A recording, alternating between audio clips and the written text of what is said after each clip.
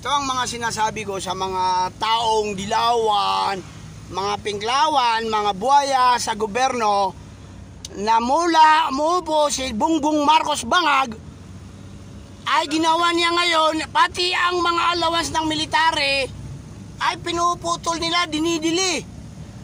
Oh, PhilHealth, malasakit, tinanggalan ng mga pondo. Oh, yan ba ang gusto niyo mga kabansot? Nawalan tayo ng mga budget ng para sa PhilHealth natin at saka sa yung tawag doon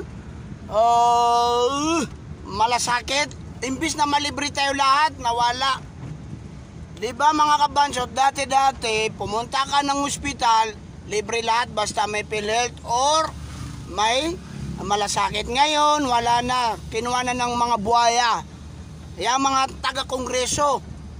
Kaya kayo mga kabansot, mag-isip-isip na kayo, huwag kayo pumayag na impeach nila si Sara Duterte paglaban natin mga kabansot. Kaya yan lang ang paraan na hindi mawala, hindi maputol ang ating libreng malasakit.